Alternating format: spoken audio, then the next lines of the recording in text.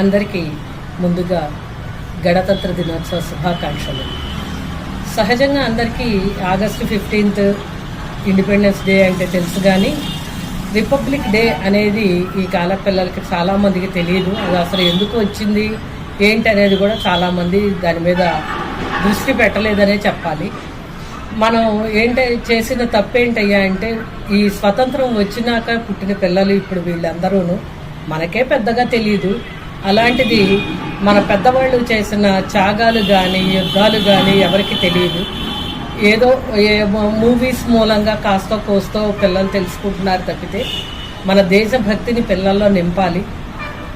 అది నింపాలి అనే ఉద్దేశంతోనే ఆ దేశభక్తుల కథలు చెప్పి వాళ్ళ వేషాలు వేసి ఈరోజు మేము ఈ రిపబ్లిక్ డేని మా అకాడమీలో జరపడం జరుగుతోంది.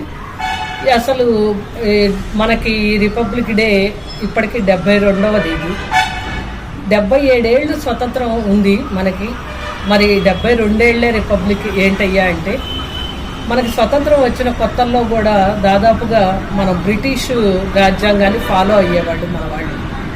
ఈ బ్రిటిష్ రాజ్యాంగం వాళ్ళకి తగ్గట్టు ఉంటుంది, కానీ మన ఇండియన్స్కి సరిపడేట్టుగా మన రాజ్యాంగం ఉండేది కాదు ఆ టైంలో. దాంతో కొంచెం తేడా, వాళ్ళకి ఏది పాజిటివో అది రాసుకునేవాళ్ళు కదా. కాబట్టి ఒక నిర్ణయం తీసుకోవాలని చెప్పి మేధావులందరూ కలిసి మన దేశానికి మన ప్రాంతానికి సంబంధించి మనం ఒక రాజ్యాంగాన్ని తయారు చేద్దామని వీళ్ళు భావించడం జరిగింది. అప్పుడు 14 మంది కలిసి ఒక ధర్మాసనాన్ని ఏర్పాటు చేసుకున్నారు. మెయిన్గా బిఆర్ అంబేద్కర్ గారిని దానికి మెయిన్ పర్సన్గా పెట్టుకుని వాళ్ళకి తోచినవి వాళ్ళ దృష్టిలో ఉన్న ప్రాబ్లమ్స్తో అన్నిటితోనూ క్లారిఫై చేసేట్టుగా ఒక రాజ్యాంగాన్ని మన వాళ్ళు రచించడం జరిగింది. దాన్ని జనవరి 26, 1952లో మనం దాన్ని మన దాంట్లోకి ఫాలో అవ్వడం జరిగిందనమాట. ఇలా మన రాజ్యాంగం 1952 జనవరి 26 నుంచి మన సొంత రాజ్యాంగాన్ని మనం ఏర్పరచుకున్నాం. దానికి తగ్గట్టుగానే ఇదే సందర్భంలో మనకి అంబేద్కర్ గారిది ప్రపంచంలోనే పెద్దదైన ఒక విగ్రహాన్ని మనకి విజయవాడలో స్థాపించడం కూడా దీనికి తగ్గట్టుగా సముచితంగా అంబేద్కర్ గారికి మనం ఇచ్చే గౌరవంగా మనం భావించవచ్చు. ఈ రాజ్యాంగం వల్ల మనకి సవరణలు జరుగుతూ ఉంటాయి మధ్య మధ్యలో కొన్ని, కానీ మెయిన్ ఫ్రేమ్ మాత్రం మన బిఆర్ అంబేద్కర్ గారు మిగతా 14 మంది ధర్మాసనం కలిసి రూపొందించిన రాజ్యాంగాన్ని ఫాలో అవుతూ ఉంటారు. ఇది ఈ రిపబ్లిక్ డే కదా. మా పిల్లలకి మేము ఇక్కడికి వచ్చినాకన వాళ్ళకి దేశభక్తి, గాంధీ ఎవరు, నెహ్రూ ఎవరు, వాళ్ళు చేసిన త్యాగాలు ఏంటి, వల్లభాయ్ పటేల్ ఎవరు, ఇలా అన్నీ కూడా మేము వాళ్ళకి నేర్పి వాళ్ళ వేషాలు వేయించి కనుక ఇక్కడ మనం ఒక ఇది చేస్తే వాళ్ళకి కూడా రాణి రుద్రమదేవి ఎవరు, ఝాన్సీ లక్ష్మీబాయి ఎవరు అనేది తెలుస్తుంది. మన చరిత్ర, మన పెద్దవాళ్ళు చేసిన త్యాగాలు, యుద్ధాలు అన్నీ తెలుస్తాయని చెప్పి ఈ రిపబ్లిక్ డేని మా కూచిపూడి నాట్యరవళ్ళలో జరపడం జరిగింది. ముందుగా అందరికీ గణతంత్ర దినోత్సవ శుభాకాంక్షలు. స్వతంత్రం మనకు వచ్చింది ఆగస్టు 15. మళ్ళీ మనము జనవరి 26 చేసుకుంటాం. ఏంటి 2 సార్లు అని అనిపించేది నాకు చిన్నప్పుడు. కానీ స్కూల్ డేస్లో చాక్లెట్స్ పంచి పెడతారు, మంచిగా కొత్త బట్టలు వేసుకోవచ్చు, హాఫ్ డేనే స్కూల్ ఉంటుంది, బాగుంటుంది, హ్యాపీ అనిపించేది. ఎప్పుడూ కూడా దీని గురించి తెలుసుకోవాలి అనుకోలేదు. కానీ కొంచెం ఎదిగిన తర్వాత అసలు ఇది ఏంటో తెలుసుకోవాలి అని నేను అనుకున్నాను. ఆగస్టు 15 మనకి స్వతంత్రం వచ్చింది. మనం అందరం చక్కగా స్వేచ్ఛగా బ్రతకడానికి, స్వేచ్ఛగా మనం హ్యాపీగా ఉండడానికి చాలామంది పోరాటం చేసి ప్రాణాలే అర్పించారు. కానీ ఈ జనవరి 26 గురించి అసలు ఏంటి అనే ఆలోచన వచ్చింది. సో నాకు తెలిసిన విషయం ఏంటి అంటే, ఆగస్టు 15 మనకి స్వతంత్రం వచ్చింది. బ్రిటిష్ వాళ్ళు మనల్ని, మన దేశాన్ని వదిలిపెట్టి వెళ్ళిపోయారు, నిజమే. కానీ ఇప్పుడు మన చేతికి వచ్చిన తర్వాత మరి మనల్ని పాలించేది ఎవరు, మనకంటూ ఒక ధర్మాన్ని చెప్పేది ఎవరు, ఎవరికీ తెలియదు. ఏం చేయాలో అర్థం కాని పరిస్థితి. రాజుల కాలం నాడు ఒకలా ఉండేది, అలా పాలిద్దామంటే కుదరదు. బ్రిటిష్ వాళ్ళు పాలించింది మనం చాలా ఇబ్బందులు పడ్డాం. అది మనకి నచ్చితే కదా మన ప్రాణాలు కూడా పోగొట్టుకున్నాము. ఈ దేశం మనకు రావాలని ఇన్ని త్యాగాలు చేసి మన వరకు వచ్చేలాగా ఎంతో మంది పోరాడారు.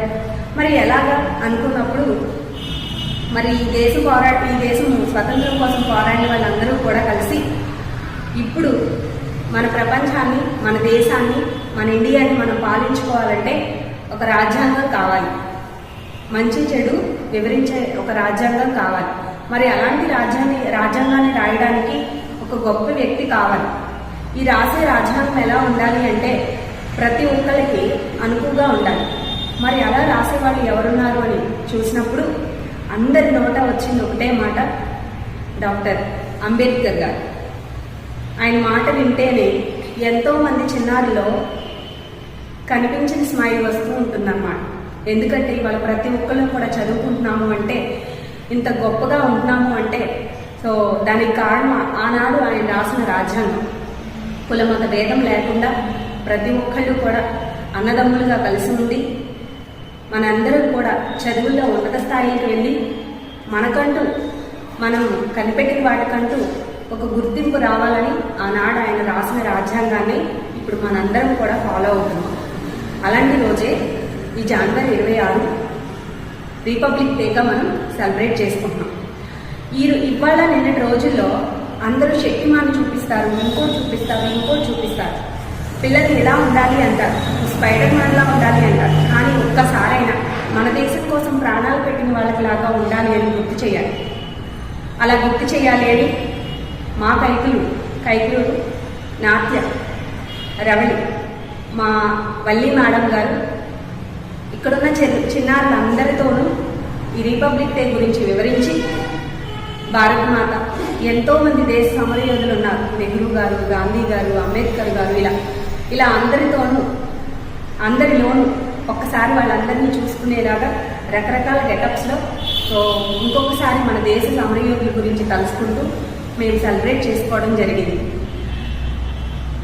చాలా కుటుంబాలు మర్చిపోతున్న విషయాన్ని మా అకాడమీ ద్వారా మా మేడం మా అందరికీ మళ్ళీ గుర్తు చేసి, మాకే కాదు మా పిల్లలకి, మా చుట్టుపక్కల ఉన్న వాళ్ళందరినీ కూడా చక్కగా గుర్తు చేసుకుని ప్రౌడ్గా ఫీల్ అయ్యే అవకాశాన్ని కల్పించారు.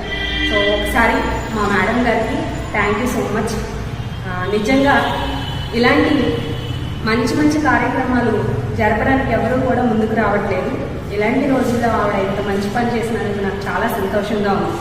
మరి ఇలాంటి గొప్ప రోజుని మనం తలుచుకుంటూ మనం చేయవలసిన పని ఏంటి అంటే మన పిల్లలకి మన దేశ సమరయోధుల గురించి చెప్పి వాళ్ళగా ఉండాలి.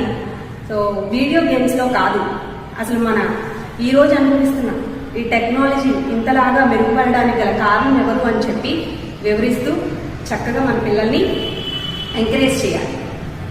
అందరికీ ఇంకొకసారి గణతంత్ర దినోత్సవ శుభాకాంక్షలు.